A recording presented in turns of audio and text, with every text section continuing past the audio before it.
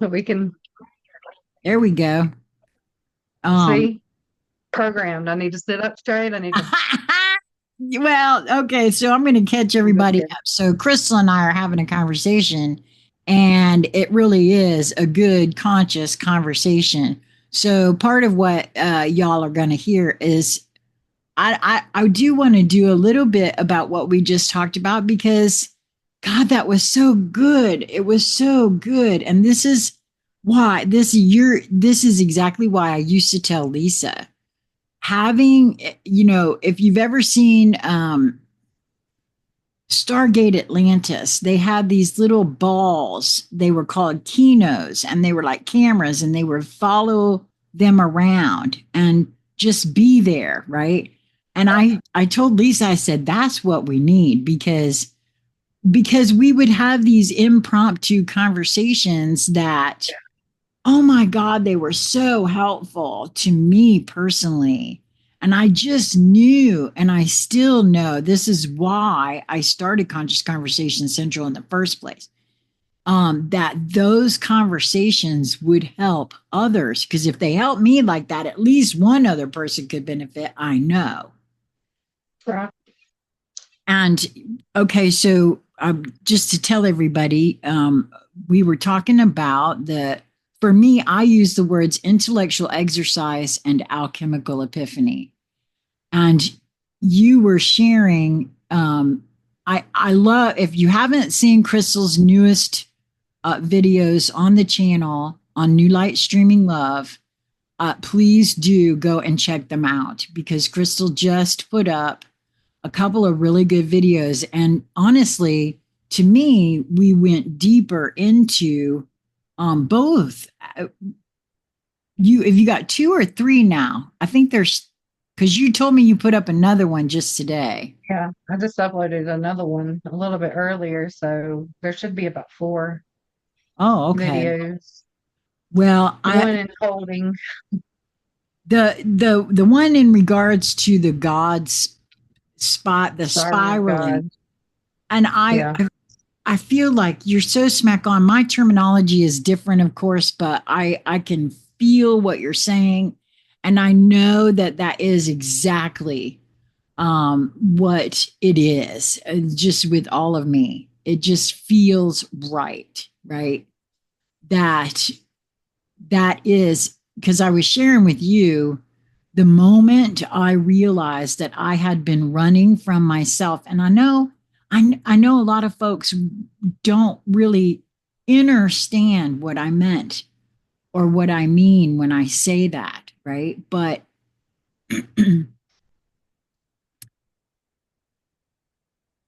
when I first started hanging out with Lisa and you and BZ, it was all about trying to get to the bottom of who am I? What am I? I know that I'm more than just a whole bag of programmed conditions. There's divinity and getting to the bottom of that has been such a huge process for me personally. Um, Especially because of my illness that I had for over 10 years, being so ill and on death's door. I shared with you off camera about sitting in the Walmart parking lot, having run a bunch of errands that day, and hearing over and over in my head Christy Perry's Thousand Years. And I wasn't really familiar with that song. So, as is my want when that happens, I realize that it's an earworm. It's my larger self speaking to me when that happens. I've come to realize that that is what that is for me. And I pulled it up, and as I sat there looking at the words on YouTube and hearing her voice saying that I've loved you for 1,000 years and I'll love you for 1,000 more. And see, it makes me want to just bawl right now because I realized that was the larger part of me saying, I've been here for you all along. Mhm. You're, to use your terminology, you're out here chasing out there. Yeah. Instead of When, in here. when I'm right here, all you got to do is turn inward. And I knew with all of me that that was the message I was receiving. Yeah. And that was a huge turning point for me in my own life, realizing that that larger part of me uses everything in my surroundings to communicate with me because I'm a hard head, apparently. and I that's what I heard in your video. It's basically the same, only to your own experience. And then you've carried that even deeper.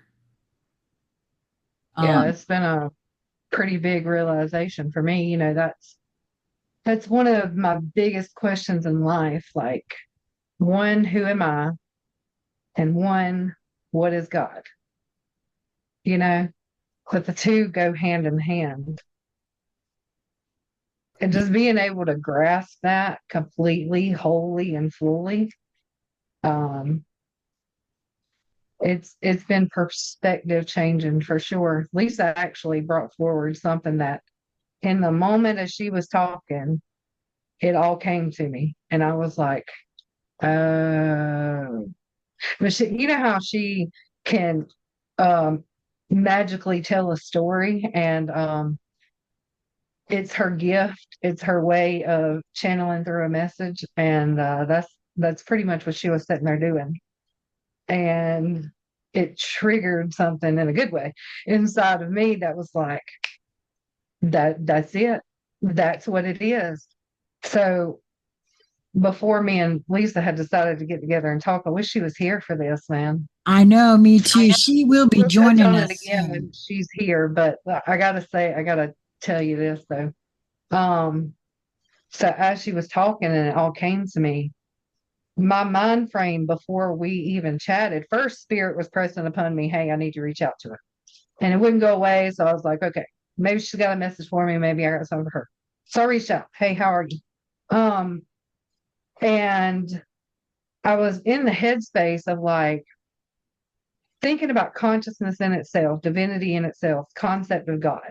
And I was like, so why would consciousness want to experience life through all of us, right? Right. Let's say we go back to the beginning and it's consciousness itself, whatever you want to call it, God, divinity, whatever you want to call Right. it. And that's what it is. And, you've experienced in a BQH session. I've seen so many other people go through a past life regression or a BQH session and they experience the same energetic.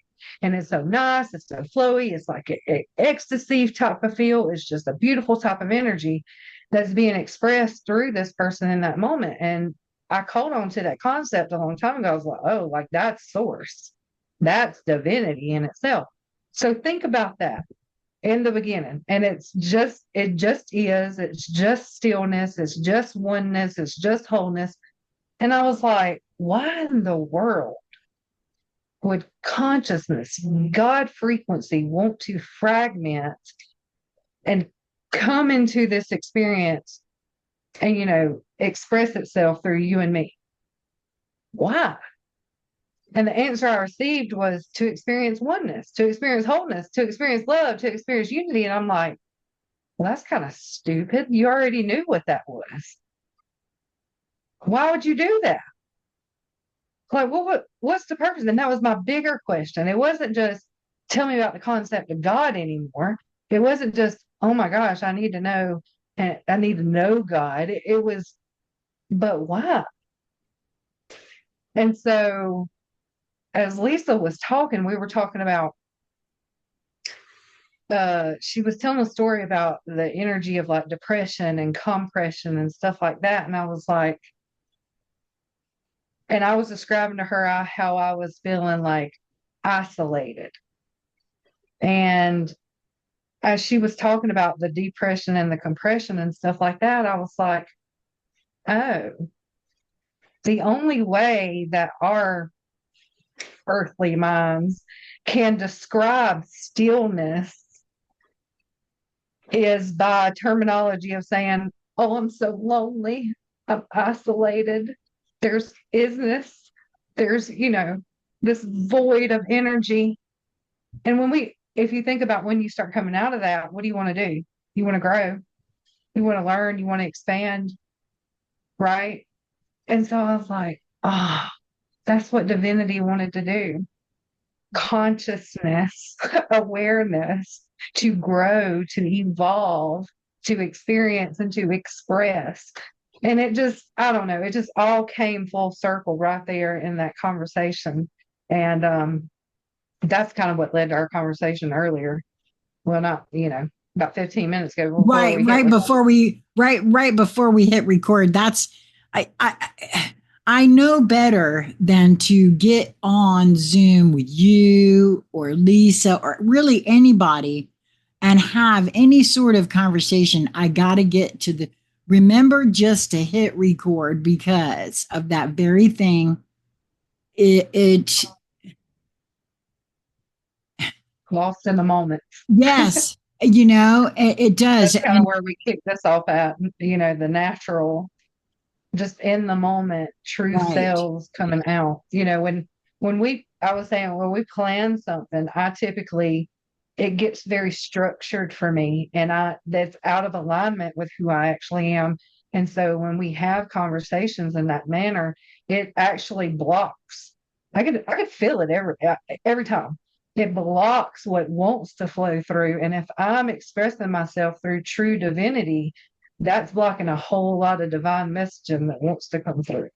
What do you think that is? I know. I realize that. So I think I've come to see that as so for more than just you though. Because I've used terminology like deer in the headlights when I talk about, doing these conversations and hitting record. And I'm wondering what do you think that is? Because I don't find that to be so for myself anymore. Because I think it used to be more like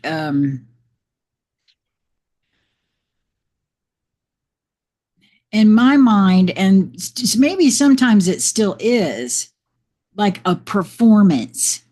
Mm-hmm. Because I know it's going to be seen by others. It is. I mean, if you really think about it, it's a couple of things for me. It is performance, but not in a way that we would be like, oh, I need to come on here and present myself in this type of manner. But I mean, like that image of, I think about how we used to record, and that image of the spiritual community, the love and the light, and the way that you must portray that, and the way that you must embody that. But we also were talking about how a lot of times in that moment, we have the teachings, they're right here, they're in that conscious space, but it's like it's out here. We're not really, I'm going to say, like masters in motion with that action, having that momentum in the moment. I lose all of that. And then I'm sitting here not allowing what I fully want to express and what wants to move through me, because what if I say it wrong? What if I don't get it just right? What if I don't make that impact in the way that it feels inside of me? Well, you know what? I'm gonna be honest with you about that for a second, because in the early days of Conscious Conversation Central, to me, that was exactly what was happening, except for me, because I don't care. First of all, I've never really cared what anybody thinks of me. And I now see my getting to 490 pounds as part of preparing me for this time here, because if I'm on a quest to find myself, I have to be honest in every moment or I can't see me. And in the early days of Conscious Conversation Central, I was having those moments of understanding things on camera where I went from not getting something to getting something. And that never would have happened if I was so worried about how it presents to others. And I knew in those moments too, and I still know it. That's why I was told my inner guidance was that um, I don't edit my videos because if the whole point of the conversation is to be a fly on the wall, because that's really what I was after with my conversations with Lisa was, oh my gosh, this could be so helpful. My conversations with you, I know that this can be helpful to others, but not if I'm worried about how it is being presented. And in truth, for me, as you know, because I've been real free to say, that the whole love and light community, in my view, has it a little ass backwards in exactly what it is we're trying to do here. And what you just were speaking on, that masters in motion, that's what this kind of conversation where we are just being ourselves and being truthful about, hey, I'm a very programmed and conditioned being, and I'm in the midst of trying to figure out just what is going on here. And if I'm not honest with myself in every moment about that, I'm going to miss it. And I loved what you were saying about having it out here, because to me that's when I was sharing with you, to me that's the intellectual exercise. And there's a lot of intellectual exercising, and some folks think that's a bad thing because here, especially in the love and light community, oh, but it's not embodied. But that's an important step, or at least it was for me. I think that's how you get it embodied. Embodied, you Exactly. know. That's the only Let, way, let isn't me it? let me ask you something though before we keep moving forward. Because you asked me, what do you think the reason is? What do you feel about why you didn't just hit record from the beginning? You I, know, I don't know. I really and you don't said something about you feeling like it has to be, the right timing or whatever. What do you think the reasoning is for that? Quite possibly you might have hit on part of it, because I felt like it would be better if we had Lisa with us. Remember, we tried to see if she was ready to have a conversation with us. And as it turned out, you spoke on what happened for you with Lisa, right? So it could have been that. I don't know for sure. I know, I'll tell you the other part, and this is a totally honest thing. I just got up from a nap. I didn't even do my hair. So I know for a fact that was a part of it too. The conversation we were having was so good. I was like, okay, I'm over that now. Let's just hit record, because it doesn't, I want to go back to the old early days of Conscious Conversation Central, where, because I still am learning. I'm still intellectually exercising a lot. And I know that. And I'm okay with that, because, like I was saying to you, I got to do that intellectual exercise until it becomes embodied, seated, completely seated in here. At least I'm intellectually exercising. And I was sharing with you off camera before we hit record that for me, what I recognize that as, knowing that I am a heavily programmed and conditioned being, I got a lot of wrong ideas up in here that came from childhood, that came from young adulthood, and all my previous experiences about what life is. You know, you were speaking on coming from a scarcity standpoint, those sorts of ingrained habits, programs, conditions are still in here. And the only way for me to let those go is the intellectual exercise. And so Mhm. it's still out here, and I know what's the best thing to do. But if I don't practice that and pull it in to replace that programmed condition, there's nowhere for it to seat. Yep. It's the same thing as someone saying affirmations day after day after day after day after day. They're training their mind to believe, I am beautiful. I am beautiful. I am beautiful. I am beautiful. I am beautiful. I am beautiful. At one point during that repetition, your mind's going to catch up to it. Your body's going to begin to catch up to it. It's the Exactly. same thing with a pattern as you begin to, okay, I'm going to reframe, repattern, recode this scarcity, this limited belief that everything is scarce, that I don't have everything I need, that I'm not safe, that I'm not this, I'm not that. I'm going to begin to express and practice, oh, I do have more than enough, more than enough. Yes, you're welcome to this. Yes, from a place with that expression of love. Right. And the more that I put that into action, the intellectual exercise, the more that I build that momentum, the more that pattern is going to begin to reposition itself within my being, and that old pattern dies. Right. I was sharing with you that I noticed that about myself when I was quitting smoking. That the I replaced that hand to mouth of the cigarette with water when I first found the Kangen. And so every time I thought I might want a cigarette, I was taking a drink of water. And so that's how I started recognizing for myself, oh, that's a habit that I can break by giving myself a better habit to replace it. Same thing. Exactly. It is the Same exact exact same thing. thing. It is Yep. the exact same.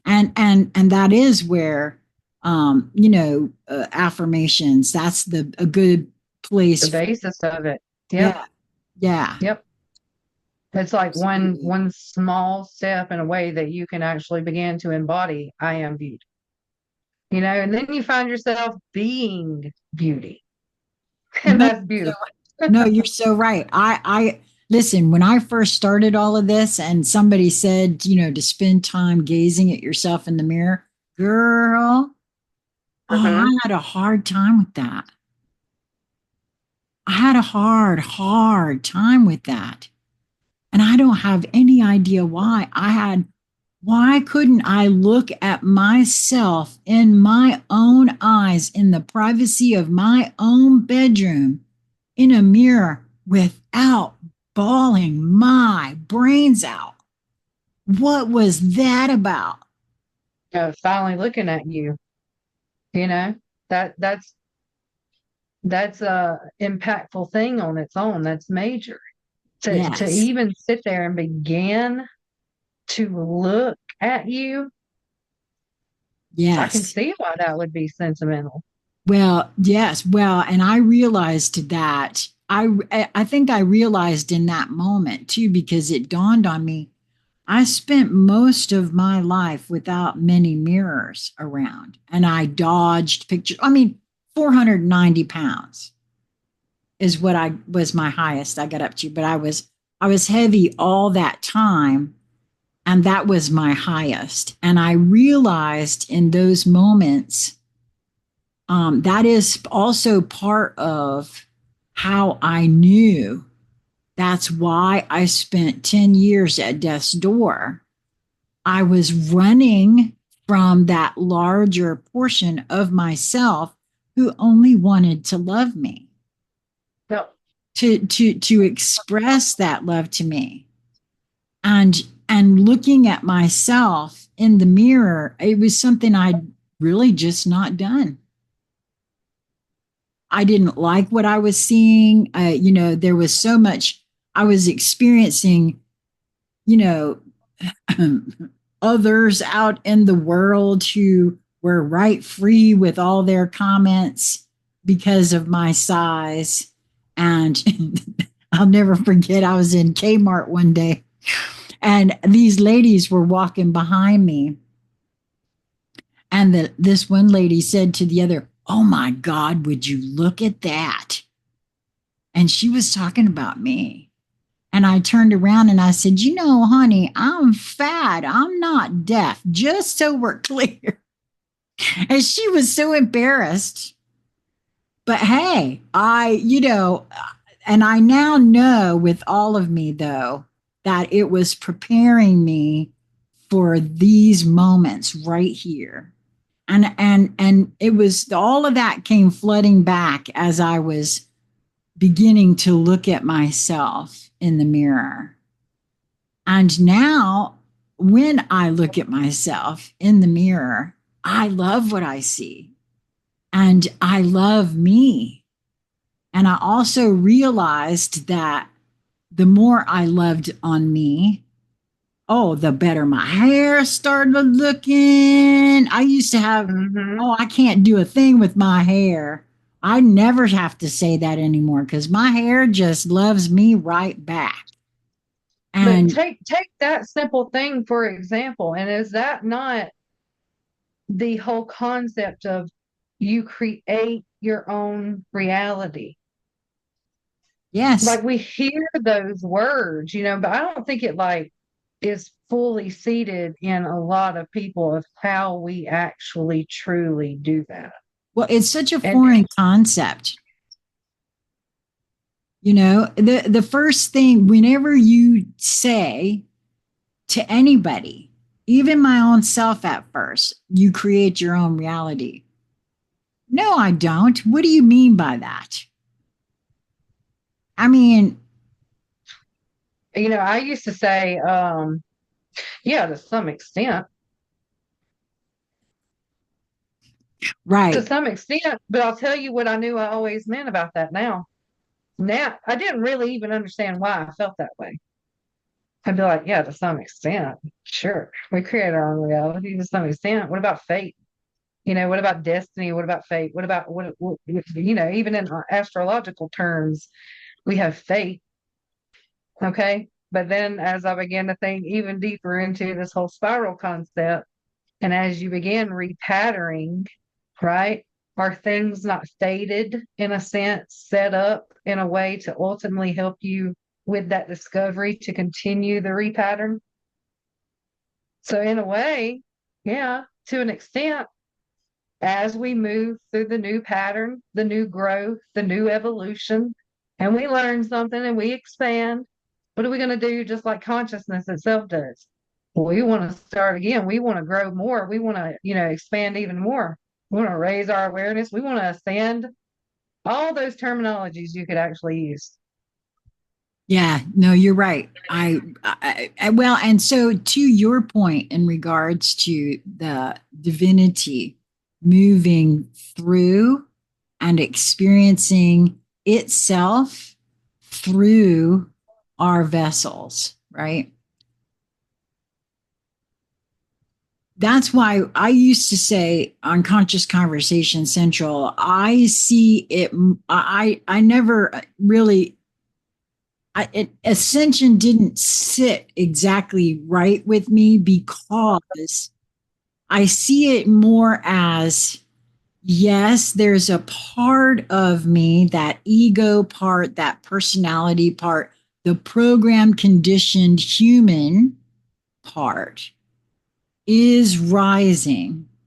But there's also that portion, that larger, expansive, that which played 1,000 years at Christy Perry to me in the Walmart parking lot, is also descending in ways that it's meeting in here for that spiral that you were speaking on in your the video. I haven't seen your most recent one, but in the one that you put up last night.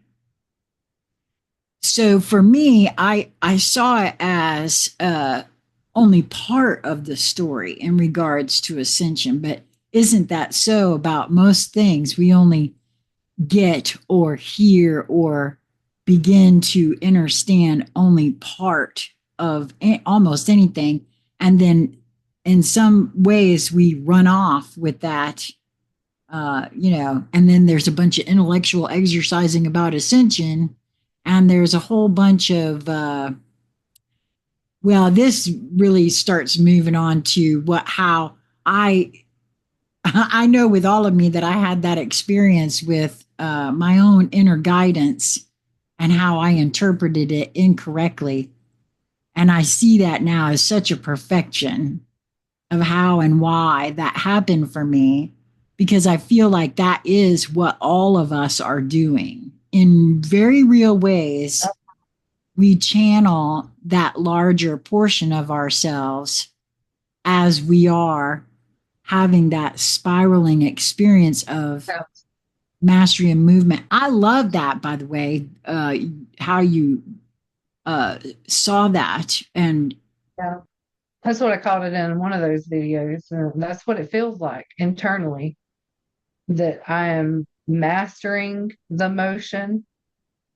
We are masters in motion at all times. It's almost like a question of, okay, but what do you want to master right now? You want to start here? You want to start with this scarcity limitation? you know, right. I'm also being very observant of things that are happening in my life. And I'm also in a space where I want to master in motion the concept of expression of love through me. I want to master seeing someone else walk in life and honoring that as sacred. And it doesn't matter if it's different from mine. That's sacred. I honor that. And that is love expressing itself through me, because that's what I am. Oh, I love that though. I love that though, because it feels to me like, okay, so as you know, and I've shared so many times that I used to have this thing where I thought I were right, and about pick a topic, and if I had an opinion about it, my opinion was the right, and now I hold that completely differently, in that I can very clearly see that, oh, I might be right for me, but that doesn't mean that it's the right answer. Yeah. And I know It's right that, for you in the moment. right. It And served its purpose. And it ex- probably served a purpose for whoever knows how many other people. You don't right. know. No, exactly correct. But I finally saw where something that is right for me might not be right for somebody else. And I didn't have that little bit of information. You know what I Yeah. mean? Because we're so used to, that's a programmed condition that I now know with all of me that I've been working with eliminating, is that, there is no just right, truth and false, true and false, or good and evil, or there's not just two ways to see anything. Yeah. There's a myriad of ways, and each vessel that houses divinity will see that way completely in a different perspective, and that's the way it's meant to be. And for me, coming to that in and of itself was my realizing how that is also love. Realizing that and relaxing into that, and not having to correct you because you got the wrong idea. Mhm. Yep. Yeah. Wow. I love it. I'm so grateful that you were willing to have this conversation with me and just turn it on, even though I, hesitated at first, because these are always helpful for me, because Yeah. I'm not I'm not done. you know. I still got a whole crap ton of uh conditioned programs in here. Well, you know what? And that's okay because I see that in a different light too. It goes back to what I was talking about with consciousness itself, God, source energy itself. It's never done. No. If you come back to that place of stillness, that place of isolation, that place of oneness, that place of wholeness, you still want to grow. And Right. that was another really deep question that I had a while back, probably a couple of months ago, really, where I was like really questioning what is this deep longing within each. I would see it and people that I would sit with and do a reading. I would see it in friendships and relationships, just strangers. You could always feel this really palpable type of energy, this longing, this desire within people. And I just got to where I was like, what is that? What is that? Some people latch on to religions to help cope with that longing. Some people latch on to spirituality. Some people latch on to this, and we do this. And really and truly, I see that now in such a bigger form with that conscious space. That is that longing, that desire to continue to grow. That is that way of life itself to evolve, to ascend, however you want to put it. Several words in the way that you can express that, but it's all that same type of feeling, that same type of longing, that same type of energy in itself. I want to do better. I want to be better. I want to grow. I want to, you know. Right. No, So I feel what you're saying there. I think the way I equate what you're saying there is my definition of God, source, the universe, whatever. I always felt as though um, there's this tendency or to put human persona on source. Uh, and I kind of felt like the only thing that I see source as is that continuing to grow, evolve, expand. There is mhm. no thought necessarily in regards to it except expand, experience. Um, the impetus of nature, because you see it in nature. Mhm. You know what I mean? It's the impetus to expand, to um, propagate. I will say also, just uh, I'm hearing like to recognize an echo, to recognize itself in form, yeah, to exactly, echo through life, right, which to me is like an right, outward right, motion. exactly. you Well, know. that's what I heard in your video when you were the one about the spiral of God. That's exactly I I I was hearing in your terminology my thoughts in regards Yeah. to that. Yeah. Well, and I can see, I was talking about it to my sister and like, um, if you take any religion, like it aligns with the same concept that I'm talking about. It doesn't matter if we're talking about Christianity, spirituality in itself. It's all the same basis. It was it was just an individual experience for me that allowed me to embody that truth. And if I can share and express that to other people, as you said before, there's interpreters for everyone. Not everybody's going to understand my lingo. No, Not everybody's going to understand yours. that's right. And maybe the way that I describe divinity in itself is going to allow someone to begin to express love through them. And if that is an occurrence of this beauty, then so be it. And quite frankly, I feel like, at least for me personally, that has always been the impetus behind Mhm.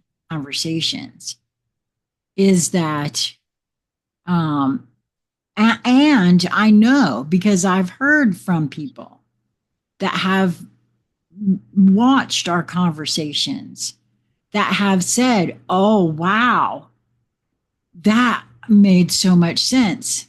And all of that was happening quite by accident at first with me. When I first started learning that I carried that energy of Archangel Gabriel and what that actually meant, because I was like, oh, yeah, right. Okay, sure. Right. I was thinking, like, yeah, okay. Right. But now I understand what that means exactly. And I'm not the only one. All of us, actually, regardless of who we're speaking on, I think, carry messages for others in ways that we don't even really know, uh, Mhm. or can begin to understand. Yep. I think I'm on a mission, maybe even a personal mission, and I'm going to share it Okay. to repair the distortion of what love itself is. I would agree with that. Yeah. I would agree with that. So, Because it feels to me like our Lisa is on a very similar track, mm, because she has really well, the two of you, I've said this before, the two of you have played a huge role in my own coming to finally get in here and begin to see, sense, feel who I am and work with my own divinity rather than running from it, and you, especially with the shadow work, and the way you, because the way you helped me with that specifically, and the BQH sessions, I mean, that was huge stuff right there for me. um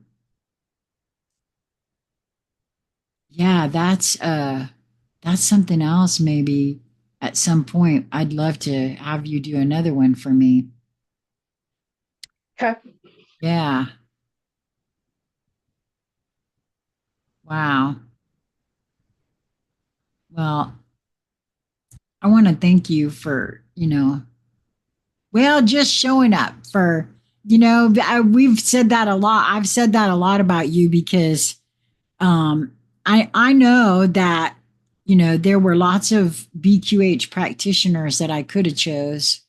There were some right closer, a whole lot closer to me, but for some reason you just stuck out to me as to be the one for me to contact, and I'm ever so grateful that I listened to that nudge, because our friendship and relationship has grown so much from that, and your being willing to work with me in the way that you have has made a huge difference in me, and my own being able to work with myself now. You gave me tools. See, that's what I like about you, about Lisa. um, you present a tool that then I can run with or not, and just wow is all I can say. And as far as all of that's concerned, in case anybody isn't really up on who Crystal is, you are a founding member of, you actually, it was your idea for New Light Streaming Love. And you've been recovering. So can I ask you, since this is the first time we've been together since your surgery in public like this, how you're doing? You want to give a little bit of an update, or do you want to save that for a different one? Yeah, let's save it for a different one. Okay, let's do Uh, that because I'd love to chat because yeah, you got a lot. I think you got a lot about that to share. There's a yeah, whole, that's a whole deep conversation on its own. that's what I think too. And I think that would be really extremely helpful for other Yes. people Yes, because you, because I'm actually quite surprised my own self. So, right? And because I think there's and I don't know if maybe we should do, I want to do one with you and Lisa together too about yeah. that, because